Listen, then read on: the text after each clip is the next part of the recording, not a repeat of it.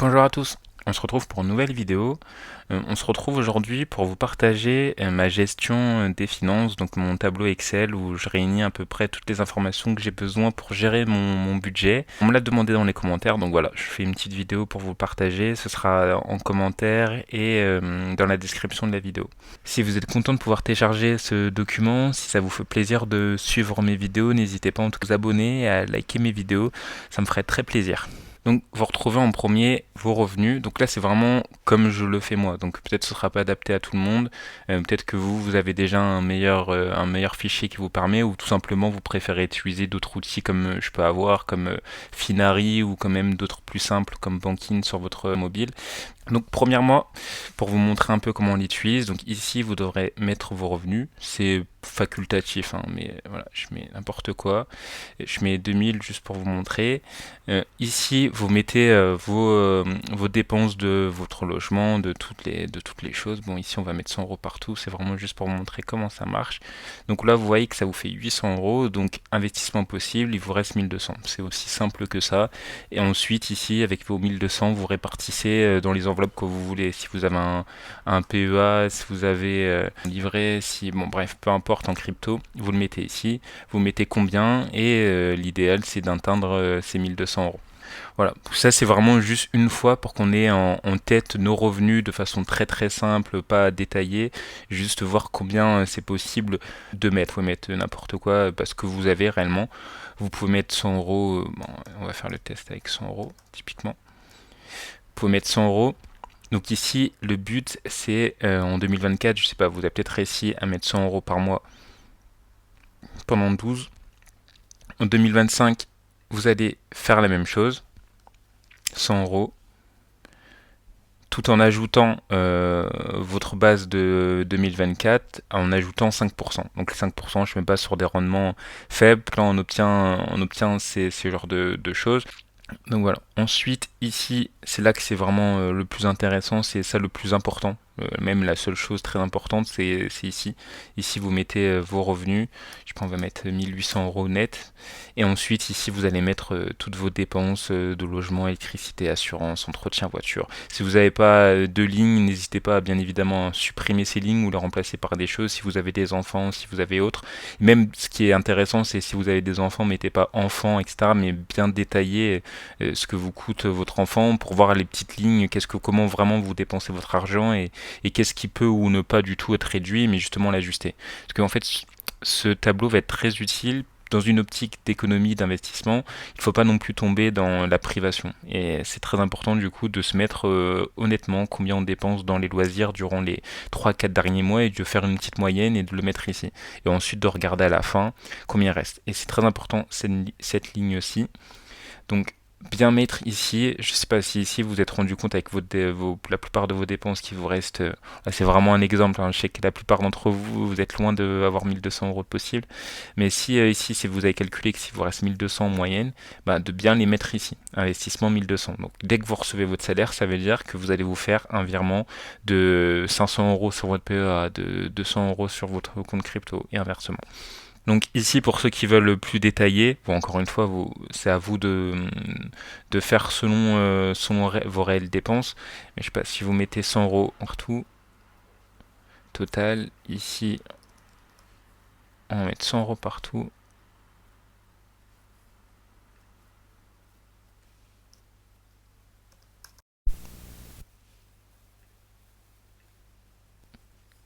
Bon, en gros, le but, c'est d'avoir les charges fixes. Donc ici, charge fixe, on a 600. Ici, en charge variable, on est à 900.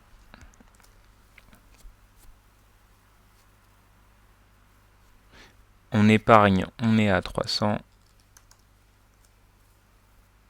Ah, bah, vous voyez, là, c'était trop rapide ici. Bon, voilà, et du coup, là, vous avez le titre. Donc là, vous avez la répartition de vos charges fixes. Bon, là, c'est encore une fois, ça c'est vraiment juste. Là aussi, important de mettre combien vous avez. Là, on était parti sur 1800, je crois. Bon, ça correspond pas, mais enfin bref, là, c'est vraiment juste pour vous donner un exemple. et pour vous montrer comment gérer votre argent, en fait, votre budget tous les mois. Regardez ce qui est en charge fixe, ce qui est en charge variable. Donc les dépenses variables, c'est logiquement ce que vous pouvez changer. Pareil, en charge fixe, j'ai mis les abonnements. On m'en part du principe que les abonnements, vous avez déjà regardé exactement ce que vous dépensez. Pareil, je me suis juste mis une base d'abonnement. Je me suis pas amusé à mettre à Netflix, portable, etc. Tout est dans abonnement. Donc voilà. Ce qui est important aussi, pour ceux qui ont une voiture par exemple, ce qui peut être intéressant, c'est ce que moi je fais, c'est d'avoir une base entretien véhicule, parce qu'on ne sait jamais combien vont tenir nos. Parce qu'on ne sait jamais ce qui peut arriver à notre véhicule, si on va avoir des pneus à changer, des plaquettes de frein ou autre. Donc c'est pour ça que c'est intéressant tous les mois de mensualiser ce que vous avez dépensé, je sais pas, l'année dernière ou durant les 2 dernières années dans l'entretien de vos véhicules et de le mensualiser. Comme ça, si demain vous avez une dépense, ce que vous voyez ici, ce sera mieux si on commence l'année. Je ne sais pas si vous avez commencé à mettre 50 euros, 100 euros, etc. Donc ça, logiquement, c'est de l'argent que vous allez mettre sur votre livret d'épargne. Quelque chose, vous êtes sûr de pouvoir le retirer quand vous voulez.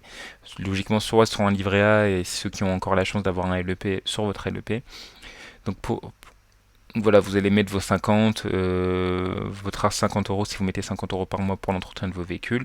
Et si demain vous avez quelque chose à changer, bah vous savez que vous allez piocher dans l'enveloppe des 250 euros. Après, bien évidemment, si la dépense est plus importante, ben, vous serez obligé d'en prendre dans votre épargne qui n'est pas censée être que pour vos vacances ou vos entretiens. Mais c'est un peu l'idéologie de la chose.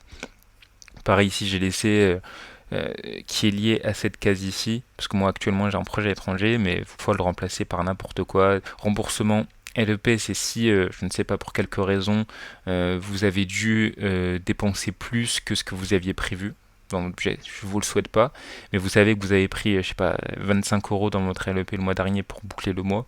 Bah, vous savez que le mois d'après, vous allez devoir vous rembourser de ces 25 euros directement dès que vous recevez votre salaire. Le but, bien évidemment, c'est de jamais être en négatif ici, parce que c'est vraiment de respecter, quitte à moduler, à jouer tout au fil du mois. Et voilà, c'est vraiment l'objectif, c'est d'être tout le temps dans le vert. Et dans l'idéal, c'est l'argent qui vous reste à la fin du mois. Ici, on va mettre 50 euros partout. Si vous reste 750 euros à la fin du mois. Donc quand je dis à la fin du mois, pour moi, c'est au moment où vous recevez votre salaire. En fait, vous devez toujours jongler entre les jours où vous recevez votre salaire pour que ce type de tableau marche. Donc si vous recevez votre salaire le 24, c'est le 24 que vous allez vous faire les virements d'investissement, les virements pour les vacances, pour la voiture et tout. C'est vraiment quand vous recevez votre salaire. Et pareil, au même moment où vous recevez votre salaire, je sais pas, le mois de février, alors que vous avez vu que pour le mois de janvier, il vous restait 750 euros, bah, le but c'est de faire transverser 750 euros sur votre livret d'épargne. Bon voilà. Voilà. Je pense que c'est clair. Dans tous les cas, si vous avez d'autres questions ou autres, n'hésitez pas à mettre dans les commentaires. Ici, je l'ai laissé. Bon, moi, c'est un titre perso. Ce que j'aime bien faire, c'est pour m'encourager, c'est montrer les évolutions de salaire. Donc ici, vous pouvez mettre le salaire que vous touchiez en moyenne en 2020, 2021, 2022, 2023, 2024. Ah, d'ailleurs, je sais pas pourquoi. Donc voilà, le but c'est de voir votre évolution de revenus de salaire. Et pour vous motiver, ça fait un petit graphique, je peux vous montrer rapidement. Je sais pas si on est à 1002, 1004.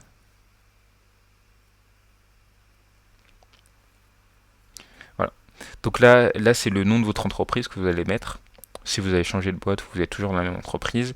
Et ici, vous allez mettre, on va faire pour faire une évolution, on va mettre 1006, 1007. 1008, et ainsi de suite. Ça va monter. J'espère pour vous que ça fait que monter. Et voilà, le but c'est ça, c'est juste de se motiver un peu, de mettre et d'avoir un petit réflexe de, ouais, à chaque fois qu'on a une petite augmentation, on se le met ici. Et ce qui est important aussi, quand je vous le dis, c'est pas de se priver. Donc le but c'est pas d'être le moins possible dans restaurant, dans le truc, et au final d'être frustré en permanence et vous allez pas tenir en fait votre budget. C'est pas le but. Là vraiment, c'est que ce soit votre meilleur ami entre guillemets. C'est vraiment justement ça doit être une source de plaisir de savoir que je sais pas vous êtes au milieu du mois et vous reste 150 euros, je sais pas dans les loisirs. Bah pour certains ça peut être cool de se dire il me reste encore, je peux me permettre de dépenser encore 150 euros. Après, le but, c'est pas de plus de se forcer. Si vous avez rien pour ce mois-ci à dépenser, ben, c'est tout. Ça va permettre d'augmenter votre livret d'épargne. Et voilà. Ici, peut-être la partie un peu plus compliquée parce que vraiment je l'ai vraiment laissé comme quand je l'utilise. Bon, je vous ai enlevé les informations, j'ai laissé les petits actifs que j'ai pu avoir pour vous mettre un exemple. Après à vous de le remplacer par ce que vous voulez. Donc vraiment ça c'est réservé aux personnes qui investissent réellement sur les marchés financiers. Donc ici vous pouvez jouer comme vous le voulez. Donc là peut-être la seule la plus importante ici que j'utilise le plus c'est ici. Donc ici vous allez mettre vraiment les lignes que vous utilisez pour votre CTO par exemple. Si vous n'avez pas de CTO, n'y touchez pas. Ici enlevez la formule et laissez 0. Si vous avez un CTO pour le coup, remplissez les cases par d'autres lignes qui sont les vôtres. Je sais pas si vous mettez 10 € à chaque fois sur votre CTO. Voilà, ça fait 111. Donc ici, vous voyez, vous avez 111. Là, 111, pourquoi? Parce qu'il y avait 1 € de frais, il y avait 0,30%, je ne sais plus exactement de frais. Moi, ça me venait à environ 1,1 € à chaque fois, c'est pour ça que je l'ai laissé. Mais je crois qu'il n'y a plus de frais actuellement. L'investissement PEA, pareil. Ici, c'est de mettre la classe d'actifs que vous avez, si c'est des actions, si c'est des ETF, pas de mettre chaque ligne que vous avez sur votre PEA. Et en fait, ici, d'aller jouer, je ne sais pas si ce mois-ci, vous avez décidé d'en acheter 2. 4, 6, 8, enfin bref, ce que vous voulez. Et ici, vous allez avoir la somme de ces placements pour votre PEA.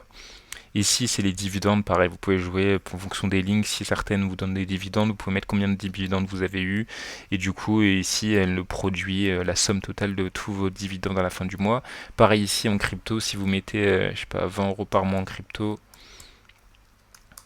Et voilà. Ici, ça vous donne le total. Donc, vous savez qu'ici, 1293 en budget, si c'est ce qui est prévu. Le but, c'est d'être raccord avec ça. Donc, si vous avez 600 € d'investissement possible, et bien ici, il faut que la somme ce soit 600 €. C'est ça le but. C'est que facilement, en mettant la ligne que vous pensez acheter, ici, vous avez automatiquement à peu près la même chose que ce que vous aviez décidé d'acheter dans votre budget.